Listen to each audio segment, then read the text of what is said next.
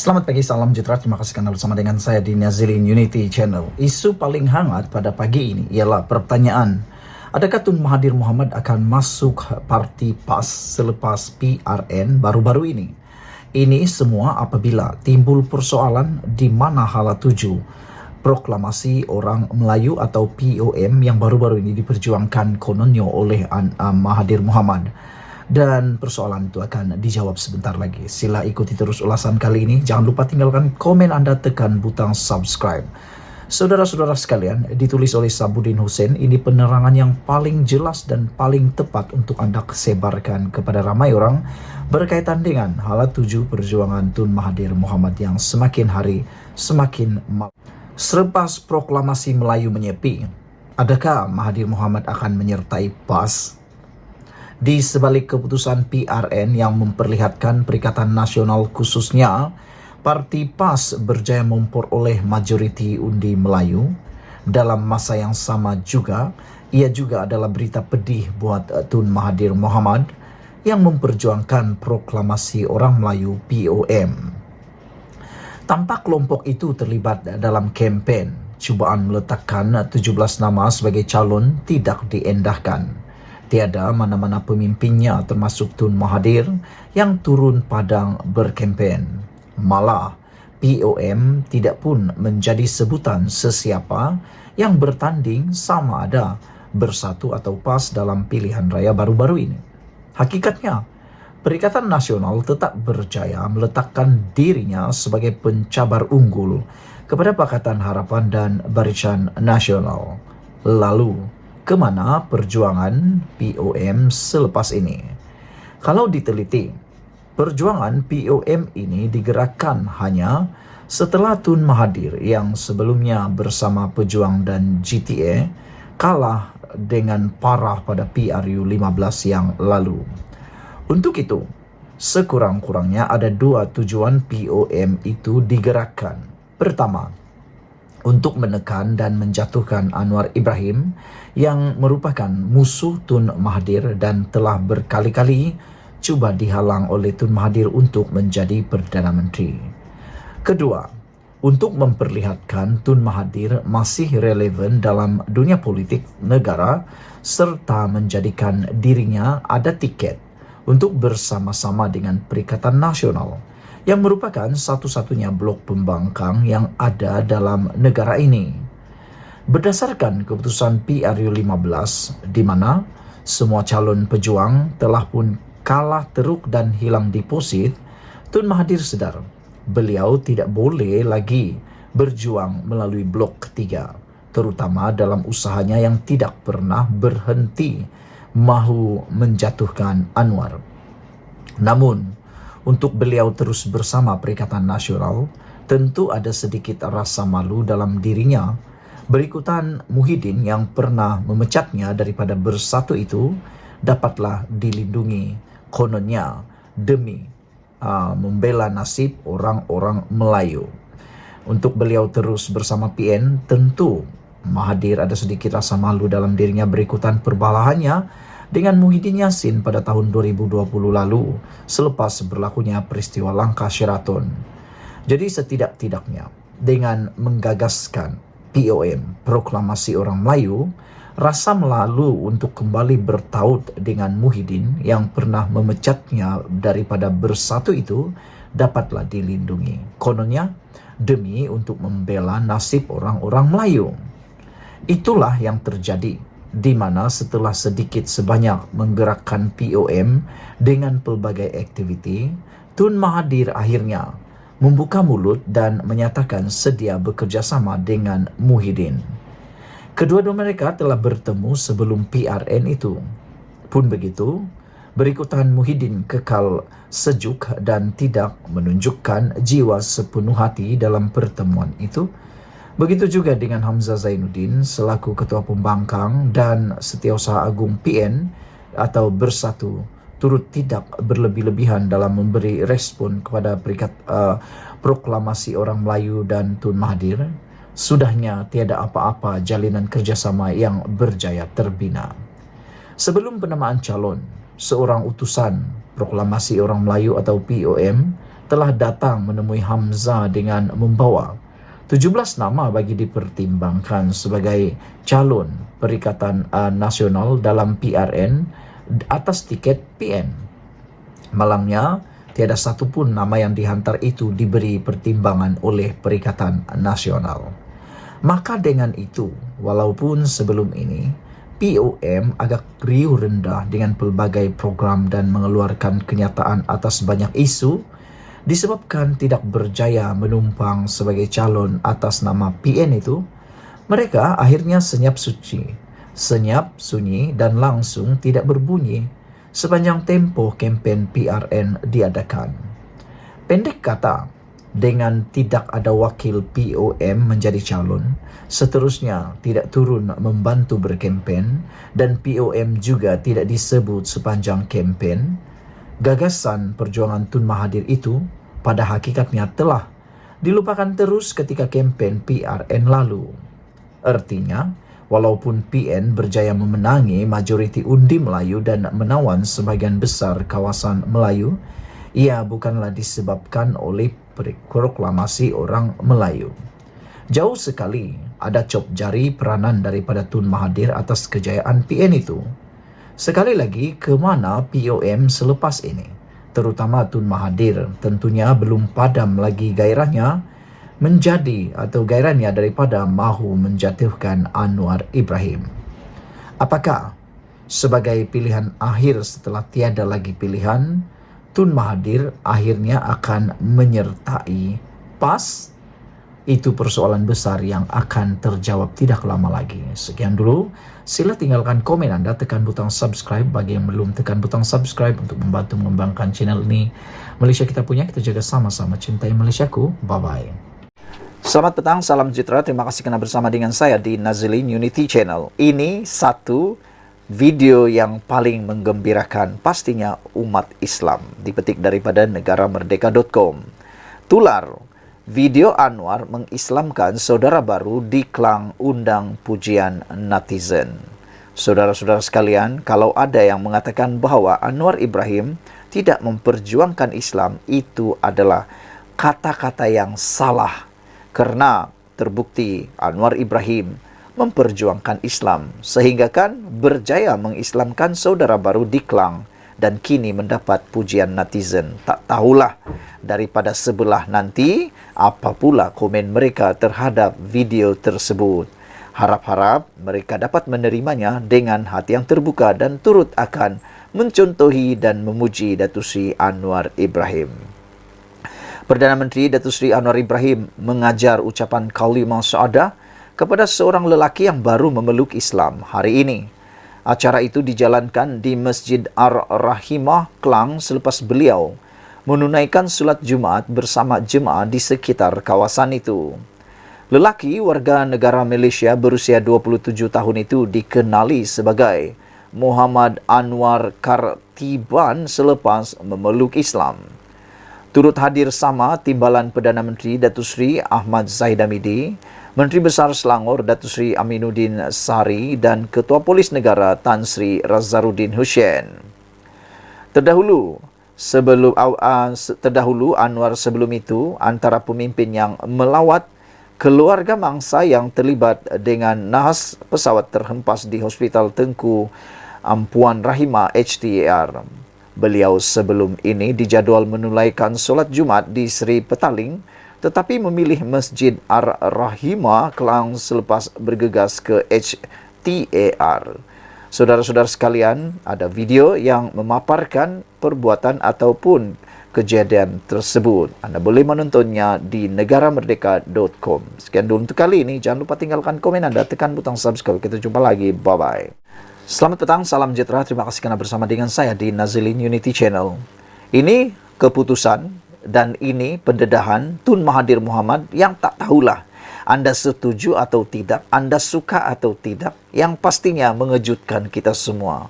Tun Mahathir ini walaupun dah berusia 98 tahun, masih lagi tak berhenti berpolitik, masih lagi tak berhenti menyerang musuh politik beliau. Ada netizen mula mengatakan bahawa Tun Mahathir tolonglah berhenti daripada berpolitik. Ini masanya untuk berehat, kata mereka. Ada juga netizen yang menulis supaya Tun Mahathir menumpukan pada amal jariah. Dan mereka kata, tindakan Tun Mahathir menyerang musuh politik seperti ini tidak membantu memajukan Malaysia, tetapi hanya akan menambahkan lagi ketidakstabilan Malaysia, kata mereka. Ada yang menulis, Tun Mahathir mungkin hanya akan berhenti apabila apa yang dia sukai tercapai, kata mereka. Selagi tak tercapai, dia akan tak berhenti menyerang dan menyerang, bahkan dalam politik. Hari ini dipetik daripada negaramerdeka.com dengan tajuk Tun Mahathir kata Zahid tak layak langsung kekal Presiden UMNO. Dengan persoalan daripada Tun Mahathir ini, dengan kenyataan daripada Tun Mahathir ini, yaitu Zahid tak layak langsung kekal Presiden UMNO, nak tanyalah satu soalan, siapakah yang layak jadi Presiden UMNO? Pada pendapat anda, siapa yang layak Presiden UMNO menurut anda? Kerana sebenarnya, menurut saya, salah satu sebabnya kelangsungan UMNO sejak kekalahan teruk 2018 ialah kerana kekuatan dan kekentalan pribadi Zahid Hamidi. Meskipun diserang bertubi-tubi, diserang habis-habisan, dipukul sehabis-habisnya, Zahid Hamidi masih kekal setia bersama dengan UMNO dan masih lagi berjuang untuk memulihkan UMNO. Walaupun ramai orang dah meninggalkan UMNO, pindah parti, tinggalkan parti, lompat sana sini, tapi Zahid tak mahu meninggalkan UMNO, bahkan berjuang bersama UMNO. Telah dikabarkan UMNO cuba mahu dibubarkan oleh Tun Mahathir dan juga Muhyiddin menurut Anwar Ibrahim, tetapi Zahid tetap perjuangkan UMNO. Jadi nak persoalkan sekarang ini, balik semula kepada Tun Mahathir. Pada pendapat dia, siapakah yang layak jadi Presiden UMNO kalau bukan Zahid? Takkanlah Tun Mahathir nak jadi Presiden UMNO semula. Tapi adakah itu mustahil? Dalam politik, tiada yang mustahil. Tiada mustahil Tun Mahathir nak jadi Presiden UMNO sekali lagi. Bekas Presiden UMNO, Tun Dr. Mahathir Mohamad menyindir Datuk Seri Ahmad Zahid Hamidi sebagai tidak layak untuk terus berada di kerusi Presiden parti itu, di sebalik banyak desakan supaya beliau berundur pada waktu ini. Menurut Dr. Mahathir, beliau sedar rakyat dan ahli UMNO menolak kepimpinannya dan berharap Zahid berundur daripada jawatan yang dipegangnya kini. Menurut Tun Mahathir, Zahid tak layak langsung sebagai Presiden UMNO. Ada banyak tuduhan dikenakan terhadap dia, kata Mahathir lagi. Zahid merasakan yang dia tidak akan dihukum jika dia pegang jawatan sebagai timbalan Perdana Menteri. Dia berharap tidak akan dihadapkan ke mahkamah. Saya berharap tidak ada pengaruh lain yang cuba menyelamatkan dia. Jangan pula kata kes Tan Sri Muhyiddin Yassin boleh digugurkan, maka dia juga boleh. Kes kedua-duanya tidak sama, kata beliau lagi. Dr. Mahathir berkata demikian semasa ditemui pada satu sidang media yang diadakan di Yayasan Akal Al-Bukhari di sini hari ini. Selain itu, ditanya mengenai kegoyahan struktur dan institusi UMNO kini, Dr. Mahathir mengkritik parti tersebut yang semakin rosak kerana wujud amalan Case is King. Kita lihat UMNO sebagai sebuah parti yang disokong oleh rakyat seluruh negara suatu ketika dahulu, sehingga kita dapat tewaskan British mencapai kemerdekaan. Malah, pembangunan juga berlaku di zaman pentadbiran UMNO. Namun kini ada kelangan pemimpin yang tak utamakan perjuangan UMNO terdahulu dan mengamalkan Case is King yang akhirnya merosakkan parti. Sejak itu kita lihat prestasi UMNO turun merundum. Daripada dahulu ada majoriti yang kuat semasa jadi kerajaan, sekarang ini dipandang hina oleh ahli-ahli parti sendiri. Ini bukan UMNO yang ditubuh, tetapi disabotaj oleh individu-individu yang mempunyai perjuangan berlainan, kata Mahathir lagi. Sekian dulu untuk kali ini. Jangan lupa tinggalkan komen anda, tekan butang subscribe. Kita jumpa lagi. Bye-bye. Selamat pagi, salam sejahtera. Terima kasih kerana bersama dengan saya di Nazilin Unity Channel. Ini cerita yang tak pernah kita tahu berkaitan dengan nahas pesawat terhempas yang berlaku baru-baru ini di Elmina. Kita dengar pelbagai edisi ataupun pelbagai cerita-cerita yang tak tahulah mana satu yang benar. Tetapi yang ini sudah dimasukkan dalam berita dan media di negaramerdeka.com. Anda pasti tahu salah seorang daripada mangsa maut di dalam insiden kapal terhempas itu ialah seorang pemandu motosikal, yaitu rider, yang turut sama nahas dalam kejadian tersebut. Dan lebih menyayat hati lagi ialah apabila keadaan tubuh beliau tular dalam media sosial yang mana telah dijilat api. Ini satu pendedahan daripada seorang saksi yang melihat sendiri di depan mata bagaimana kejadian itu berlaku. Menurut saksi, dia berkata, rider tersebut merangkak menyebut nama Allah. Saksi terkilan tak boleh tidur kerana gagal menyelamatkan rider nahas Elmina. Salah seorang saksi berkongsi video berhubung insiden pesawat ringan dari Langkawi ke Shah Alam yang terhempas pada petang semalam di Elmina Shah Alam dalam akaun TikTok miliknya. Ed Effendi yang sedang memandu lori di lokasi kejadian berasa terkilan kerana gagal menyelamatkan mangsa seorang penunggang motosikal yang meminta bantuan selepas pesawat tersebut terjatuh sehingga meragut 10 nyawa. Jadi benarlah cerita-cerita kabar-kabar angin yang kita dengar sebelum ini mengatakan bahawa rider yang terkorban ini sebenarnya terkorban kerana dijilat api, kerana mungkin terkena percikan api yang sangat besar seperti yang kita lihat di dalam video tersebut. Ed Effendi menceritakannya kerana beliau berada di sana sebagai saksi utama. Menerusi video berdurasi 1 minit 20 saat itu, dia ternampak mangsa yaitu Muhammad Hafiz Muhammad Saleh, 32 tahun, merangkak menjauhkan diri dari motor yang terbakar. Tanpa membuang masa, dia segera turun dari lori dan mencapai alat pemadam api selepas melihat mangsa yang juga bekerja sebagai penghantar bungkusan dalam keadaan terbakar, manakala rakannya di tempat duduk penumpang menghubungi talian kecemasan. Walau bagaimanapun, kerana kekurangan alat pemadam api yang dibawanya itu, gagal untuk memadamkan api pada badan mangsa yang masih merangkak, cuba untuk menyelamatkan diri. Assalamualaikum, selamat petang. Pesawat terhempas depan mata saya dan saya turun dari lori terdengar arwah minta tolong. Saya ambil pemadam api yang ada di dalam lori dan terus pergi dekat arwah. Masa tu arwah masih bergerak dan saya terus pergi dekat arwah tembak pemadam api. Tapi pemadam api saya tak cukup untuk padam api di badan arwah, tulisnya di ruangan caption semalam. Pada masa sama, Ed Effendi turut menceritakan detik menyedihkan apabila mendengar mangsa menyebut kalimah Allah sebelum meninggal dunia, sekaligus membuatkan dirinya agak terkesan dengan insiden berkenaan. Dia jerit sebut Allah. Al-Fatihah buat rider orang kampung saya, kata salah seorang daripada yang menulis komen di dalam ruangan atau hantaran tersebut. Ada juga yang menulis iaitu Effendi, ya Allah betul katuan, maafkan saya tak mampu buat yang terbaik. Time tu dia jerit minta tolong dan saya sebut nama Allah. Dia sebut nama Allah tapi saya tolong tak dapat selamat, kata beliau. Dia juga menulis, ada juga yang menulis dalam ruangan komen, masih terdengar suara arwah. Mesti trauma, tak apa bang, awak dah cuba yang terbaik tapi Allah sayang dia lagi, kata seorang penulis dalam ruangan Twitter tersebut. Ya, kata Effendi, masih terasa arwah panggil minta tolong. Ada juga yang memberikan komen tak sanggup tengok arwah merangkak.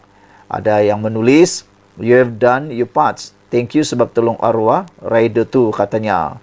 Dan dibalas oleh Effendi dengan menulis, terima kasih, namun saya tak sanggup tengok arwah merangkak, sebut nama Allah tolong, kata beliau. Memetik laporan berita harian pula, jenazah Muhammad Hafiz dilaporkan dalam keadaan lengkap meskipun bahagian wajahnya kurang sempurna. Sekian dulu untuk kali ini. Kita bersama-sama mendoakan supaya semua keluarga mangsa dalam keadaan yang bersabar, tenang, dan semuanya berjalan seperti yang dirancang. Sekian dulu untuk kali ini. Kita jumpa lagi. Bye-bye. Selamat petang, salam sejahtera. Terima kasih karena bersama dengan saya di Nazilin Unity Channel. Saudara-saudara sekalian, ini satu kejutan luar biasa daripada anak Datuk Seri Anwar Ibrahim, Perdana Menteri kita, yaitu Nurul Izzah. Lama tak bercakap, lama tak muncul, bahkan tidak dicalonkan dalam pilihan raya PRN 2023 yang lepas. Dan disangkakan, ramai menyangka bahwa Nurul Izzah mungkin akan dicalonkan di Dewan Undangan Negeri di Pulau Pinang ataupun di Selangor atau Negeri Sembilan. Namun demikian, apa yang berlaku tidak dicalonkan. Kenapa?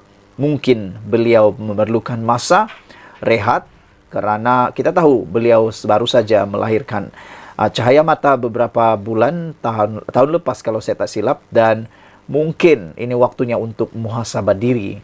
Walau bagaimanapun, kita memang menanti apa yang mahu dikatakan atau apa ulasan komen daripada Nurul Izzah apabila PRN selesai. Sebab kita tahu Nurul Izzah mempunyai aura yang sama seperti bapaknya, yaitu Anwar Ibrahim. Beliau mempunyai kredibiliti, aura dan integriti yang hampir sama seperti Anwar Ibrahim. Dan saya tidak heran dan saya pun tak akan terkejut kalau satu hari nanti Nurul Izzah boleh menjadi Perdana Menteri wanita pertama di Malaysia. Dan kita akan berbangga kalau itu yang berlaku, kerana kita juga meyakini bahawa wanita boleh membawa Malaysia satu tingkat lebih maju lagi.